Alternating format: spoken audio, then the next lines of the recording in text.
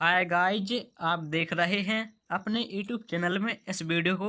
तो please video को and तक देखते रहेगा एवं वीडियो को लाइक शेयर एंड कमेंट करना ना भूलें और चैनल को भी सब्सक्राइब कर लें। तो चलिए अब हम वीडियो को स्टार्ट करते हैं। तो आज का हमारा क्वेश्चन कक्षा 11वीं के भौतिक विज्ञान से संबंधित है एवं कक्षा 11वीं के लिए अति महत्वपूर्ण है।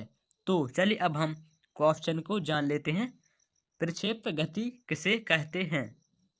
सिद्ध करो कि प्रक्षेप का पथ परवलयाकार होता है। तो चलिए सबसे पहले जान लेते हैं कि प्रक्षेप गति प्रोजेक्टाइल मोशन क्या होती है। जब किसी वस्तु को ऊर्ध्वाधर से भिन्न किसी अन्य स्थान पर फेंका जाता है तो वस्तु ऊर्ध्वाधर तल में गति करती हुई पृथ्वी के अन्य स्थान पर जाकर गिरती है तो वस्तु की इस प्रकार की गति को प्रक्षेप गति कहेंगे। अर्थात प्रक्षेप गति को हम द्विविमीय गति भी कह सकते हैं। चलिए अब देख लेते हैं प्रक्षेप गति का एग्जाम्पल, जैसे क्रिकेट खिलाड़ी द्वारा फेंकी गई गेंद की गति। चलिए अब हम प्रक्षेप गति को चित्र द्वारा समझते हैं। जैसे पृथ्वी की सतह से एक वस्तु को फेंका गया है ऊर्ध्वाधर में और जो ऊर्ध्वाधर तल में गति करती हुई पृथ्वी के दूसरे स्थान पर गिरती है तो उसे प्रक्षेप गति कहते हैं। तो चलिए अब हम प्रूफ करते हैं। तो सबसे पहले इस प्रकार का चित्र बनाएंगे। तो इसमें ये है एक्स अक्ष और ये है वाई अक्ष। इसे क्षैतिज दिशा कहेंगे और इसे ऊर्ध्वाधर दिशा कहेंगे। और ये है केंद्र ओ।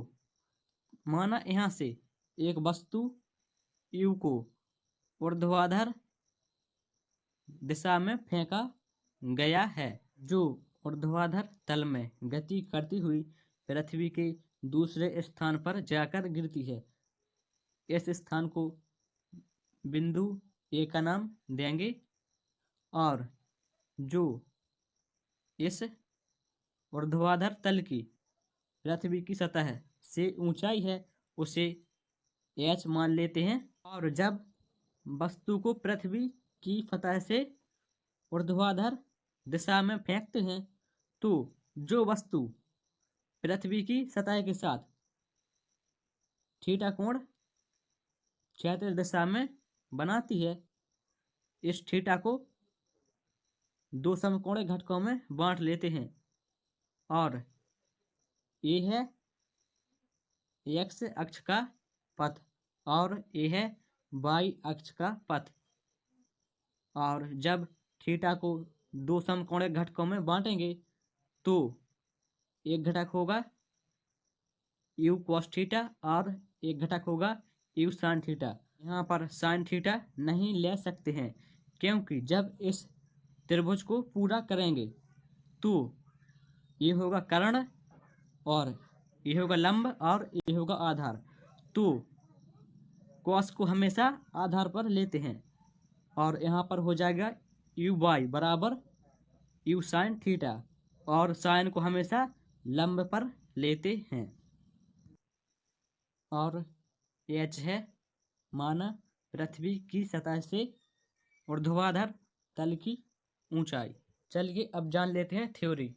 माना किसी प्रक्षेप को अर्थात वस्तु को क्षैतिज से थीटा कोण बनाते हुए प्रारंभिक वेग यू से फेंका जाता है तब सदिश वियोजन से हम यू को दो समकोणिक घटकों में वियोजित कर सकते हैं अर्थात बांट सकते हैं। तो पहला घटक है यू एक्स बराबर यू कॉस थीटा क्षैतिज दिशा में और दूसरा घटक है यू वाई बराबर यू साइन थीटा ऊर्ध्वाधर दिशा में। चलिए अब जान लेते हैं, जब वस्तु क्षैतिज दिशा में गति करती है तब। माना t समय में वस्तु द्वारा तय की गई क्षैतिज दूरी x है, तब गति के द्वितीय समीकरण से, चूंकि गति का द्वितीय समीकरण होता है s बराबर ut प्लस 1/2 at², तब यहाँ पर s होता है विस्थापन अर्थात दूरी, और u होता है प्रारंभिक वेग, और t होता है समयांतराल, और a होता है त्वरण। तब यहाँ पर क्षैतिज दिशा में दूरी है x, तब यहाँ पर हो जाएगा x बराबर, और वेग है ux इंटू टी प्लस 1/2, और त्वरण हो जाएगा ax इंटू t²। तब आगे देखते हैं, x बराबर, चूंकि ux बराबर है u cos थीटा और ax बराबर है 0, क्योंकि ax है क्षैतिज दिशा का त्वरण, और क्षैतिज दिशा में त्वरण हमेशा शून्य होता है। तो चलिए अब देख लेते हैं, x बराबर u into cos theta into T plus 1/2, तो ax की जगह आ जाएगा 0 इंटू t²। तब आगे देखते हैं, x बराबर हो जाएगा u cos theta into T, और ये पार्ट 0 हो जाएगा। तब यहाँ पर हो जाएगा t बराबर x बटे u cos थीटा, समीकरण 1 देंगे।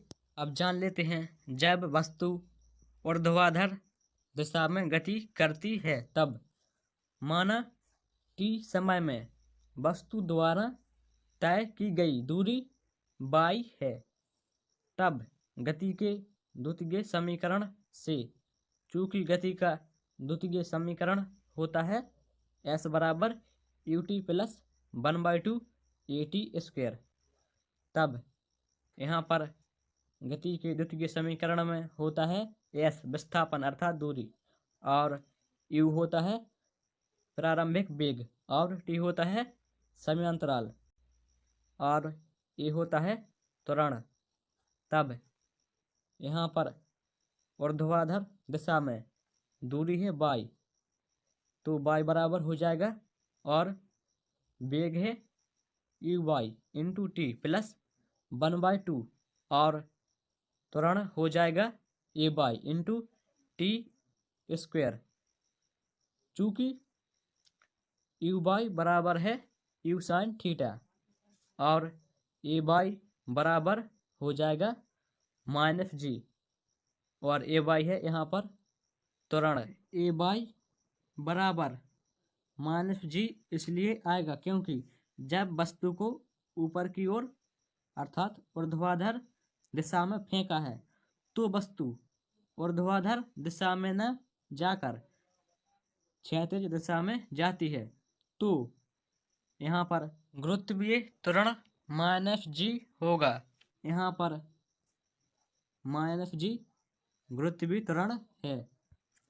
तब यहाँ पर मान रखने पर हो जाएगा y बराबर u sin theta into T plus 1/2 -g into t²।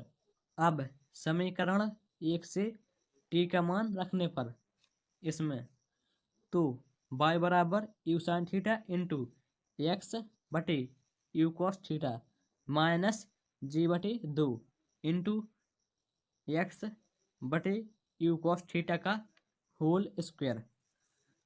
तब यहाँ पर देखते हैं आगे, y बराबर हो जाएगा u sin theta into x बटे u cos theta minus g बटे 2, और यहाँ पर हो जाएगा x² बटे u² इंटू cos² थीटा। तब यहाँ पर u से u कैंसिल हो जाएगा, तब यहाँ पर बचेगा y बराबर x इंटू साइन थीटा बटे cos theta minus g x square बटे 2u square two cos square theta. तब यहाँ पर हो जाएगा y बराबर x into tan theta minus g x square बटे 2u square into cos square theta. चूँकि साइन थीटा बटे कॉस थीटा बराबर होता है टेन थीटा, तो यहाँ पर दोनों पद हैं x और y, तो दोनों पदों से मिलकर प्रक्षेप का पथ बनता है। और यह समीकरण परवलय समीकरण है। इसकी पहचान ऐसे करते हैं, यदि x और y दोनों में से किसी एक का वर्ग हो और एक पर एक की घात हो तो वह समीकरण परवलय समीकरण कहलाता है। और यहाँ पर ऐसा है क्योंकि यहाँ पर x के ऊपर 2 की घात है और y के ऊपर 1 की घात है, तो जो समीकरण है वह परवलय समीकरण होगा। अतः प्रक्षेप का पथ परवलयाकार होता है। It's proved. यदि समीकरण परवलय है तो उसका पथ भी परवलयाकार होगा। Thank you.